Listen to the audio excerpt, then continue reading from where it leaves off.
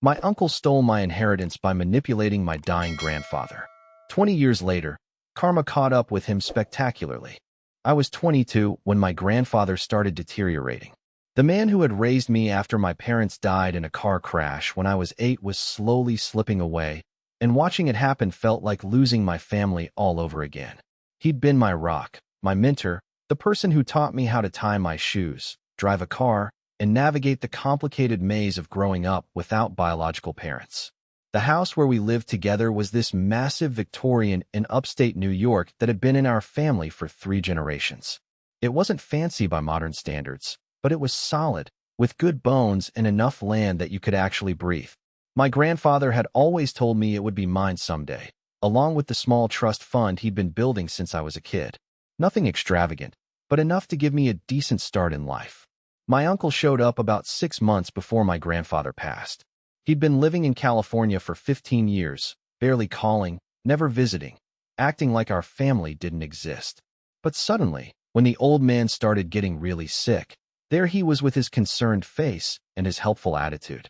At first, I was actually grateful. Taking care of someone who's dying is exhausting and heartbreaking, and having another family member around felt like a blessing. The first red flag should have been how quickly he inserted himself into every medical appointment, every conversation with the estate attorney, every decision about my grandfather's care. He had this way of making himself indispensable while making me feel like I was too young, too emotional, too inexperienced to handle adult responsibilities. When you're grieving and exhausted, it's easy to let someone else take charge, especially when they're family. My grandfather's mental state was declining along with his physical health.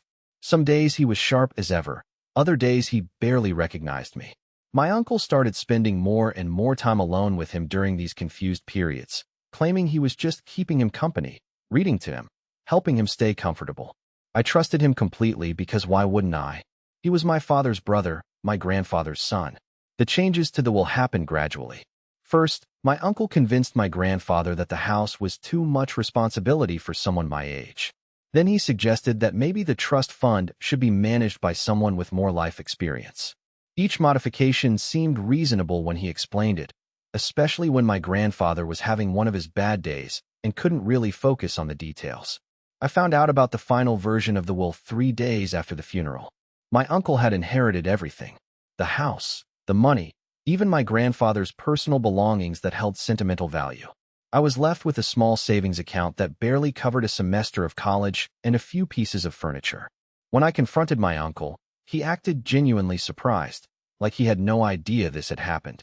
He suggested that maybe my grandfather had been more confused than we realized, that perhaps the disease had affected his judgment more than we thought. The betrayal hit me like a physical blow. Not just the money, though that mattered, but the feeling that my grandfather had chosen my uncle over me in his final moments. It felt like a rejection of everything we'd shared, every conversation about my future, every promise about the family home being mine someday.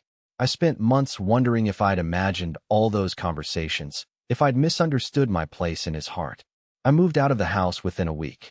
My uncle offered to let me stay, but I couldn't stand being there, watching him go through my grandfather's things, making decisions about furniture and photographs, and all the little objects that held our family's history.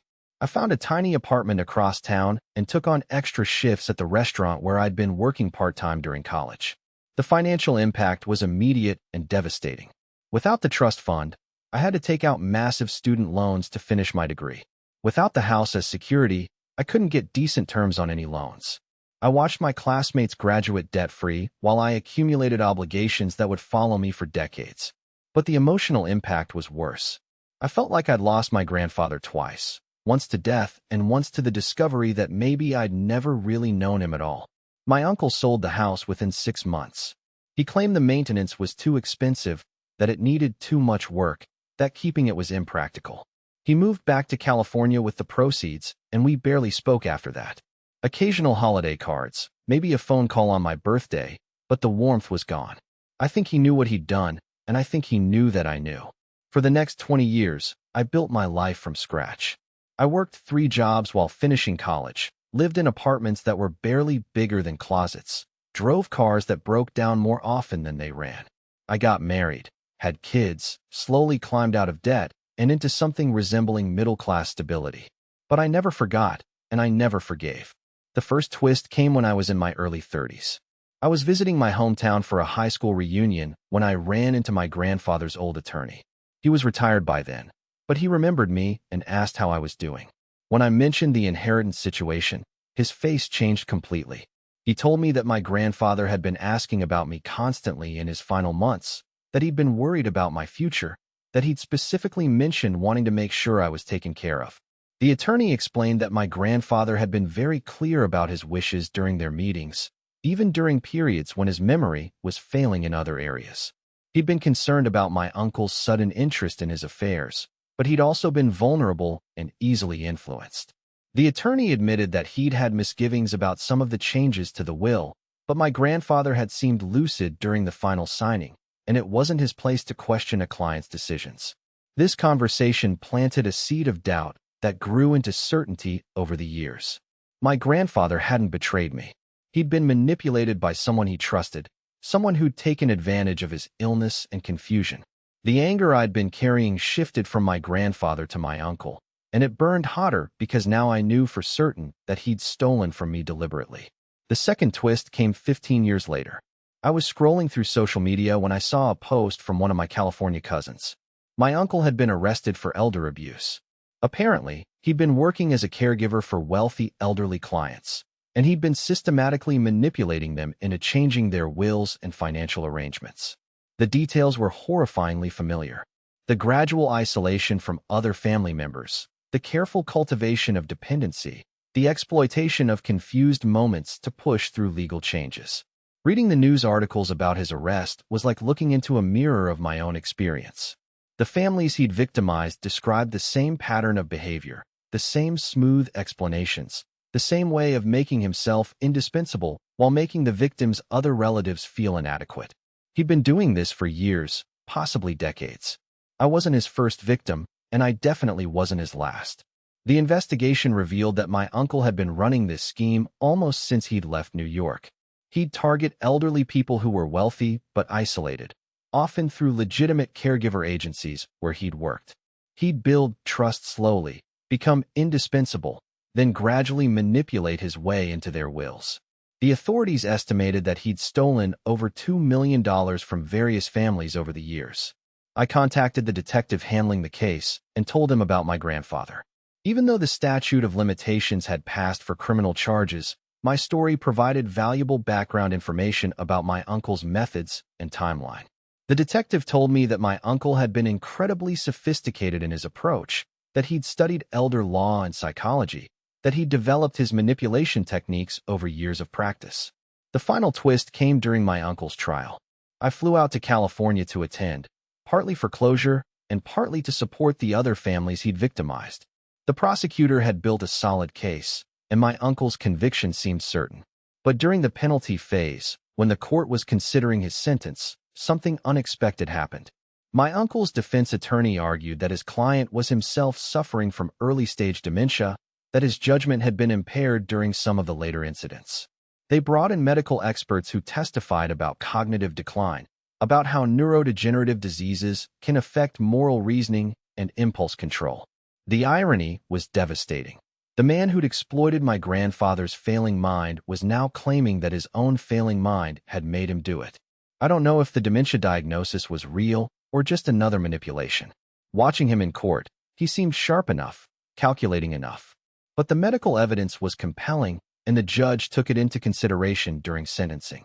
My uncle received 10 years instead of the 20 he could have gotten, with the possibility of early release if his condition deteriorated significantly. The real karma came in the form of legal fees and restitution. My uncle had spent most of his ill-gotten gains on legal fees fighting the various civil lawsuits from his victims' families. The house he'd bought with the money from selling my grandfather's property had been seized by the court. His savings were gone, his retirement accounts were frozen, and he was facing bankruptcy. But the most satisfying part was watching him during the victim impact statements. Family after family stood up and described how his betrayal had affected them, how he'd stolen not just money but trust, security, and peace of mind. He had to sit there and listen to story after story of the pain he'd caused, the lives he'd disrupted, the dreams he'd destroyed. When it was my turn to speak, I looked directly at him and described what his actions had cost me. Not just the money, though that had been significant, but the decades of doubt about my grandfather's love, the years of struggling financially, the way his betrayal had colored every family relationship since. I told him that I'd built a good life despite what he'd done, that I'd succeeded in spite of his theft, but that I'd never forgotten and never forgiven. His face during my statement was blank, emotionless, but I saw something flicker in his eyes when I mentioned my grandfather. Maybe it was guilt, maybe it was just annoyance at being caught, but for a moment the mask slipped, and I saw something human underneath all the calculation. The civil lawsuits took another 2 years to resolve. My uncle's assets were divided among his victims' families, with the amounts determined by what could be proven in court. Because my case was so old, and because most of the documentation had been destroyed over the years, I received a smaller settlement than some of the other families. But it was something, and more importantly, it was acknowledgement that I'd been wronged. The money I received was about a quarter of what my grandfather's trust fund would have been worth if it had been invested properly over the years. It wasn't enough to change my life dramatically, but it was enough to pay off my mortgage, set aside something for my kids' education, and finally have a real emergency fund. The financial security I should have had in my 20s finally came in my 40s. But the real satisfaction was seeing justice done, watching my uncle face consequences for his actions. He'd spent 20 years thinking he'd gotten away with it, living comfortably on money he'd stolen from dying people. Now he was facing prison time, financial ruin, and the knowledge that his reputation was completely destroyed. The last I heard, he was serving his sentence in a minimum security facility in California. His health was declining, and there was talk of early release for medical reasons. Part of me hoped he'd serve every day of his sentence, but another part of me realized that he was already living with the worst punishment possible, the knowledge that he'd destroyed his own family relationships and reputation for money that he'd ultimately lost anyway. I never got the house back, of course. The new owners had renovated it extensively, and it didn't really look like the place where I'd grown up anymore. But I drove by it once during a trip to New York, and I felt a strange sense of peace. The building was just wood and brick and glass. The real inheritance my grandfather had left me was the values he'd taught me, the work ethic he'd instilled, the love he'd shown me during the years we'd had together. My uncle had stolen money and property, but he couldn't steal the memories or the lessons or the foundation my grandfather had given me. In trying to take everything, he'd actually taken nothing that really mattered. And in the end, his greed had cost him everything while I'd built a life that was richer than anything he could have stolen. The whole experience taught me that karma isn't always immediate or obvious, but it's remarkably thorough. My uncle thought he was clever, thought he'd found a way to get rich without consequences. But his actions caught up with him eventually, and when they did, the reckoning was complete. He lost more than money. He lost his freedom, his reputation, his family, and ultimately his dignity. I still think about my grandfather sometimes, especially when I'm making decisions about my own kids' futures. I wonder what he would have thought about how everything turned out, whether he would have been proud of how I handled the situation. I think he would have been satisfied to know that justice was eventually served, that the man who'd taken advantage of his vulnerability finally faced consequences. The story became something of a cautionary tale in my family. We're much more careful now about elder care, about protecting vulnerable family members from manipulation, about making sure that important decisions are made with proper oversight and documentation. My uncle's betrayal taught us to be more vigilant, but it also taught us that sometimes the long arc of justice really does bend toward fairness, even when it takes decades to get there. Looking back, I realized that my uncle's theft was probably the best thing that ever happened to me in some ways. It forced me to become self-reliant, to work harder, to appreciate what I had instead of taking it for granted. The struggle made me stronger, more resilient, more grateful for the good things in my life. If I'd inherited that money as a young man, I might have squandered it or taken it for granted. Instead, I learned to value every dollar I earned and every opportunity one created. The experience also taught me about the importance of family, real family, not just people who share your blood. My grandfather was my real family, the person who loved me unconditionally and wanted the best for me. My uncle was just someone who happened to be related to us, who saw family connections as opportunities to exploit rather than relationships to cherish. In the end, Karma didn't just catch up with my uncle, it lapped him. He spent 20 years thinking he'd outsmarted everyone, living on stolen money and stolen time. But eventually, everything he'd taken was returned to its rightful owners, and he was left with nothing but the consequences of his choices. Meanwhile, I'd built a life based on honest work and genuine relationships, and that foundation was something no one could ever steal from me. The whole saga finally felt complete when I received the last of the restitution payments.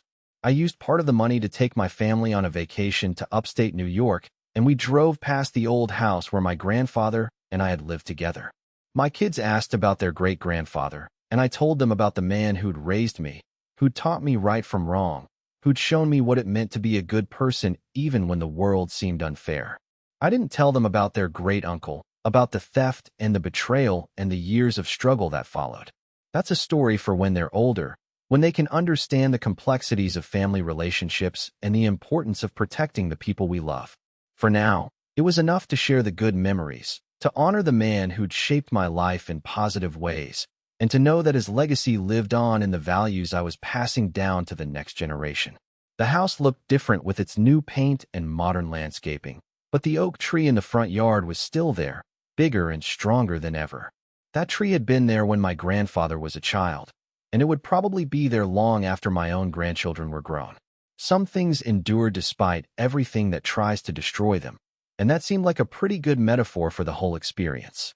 My uncle had tried to erase my grandfather's intentions, to rewrite family history for his own benefit. But in the end, the truth came out, justice was served, and the people who mattered most were taken care of. It took 20 years, but karma really did catch up with him spectacularly, and that knowledge brought a sense of closure that no amount of money could have purchased.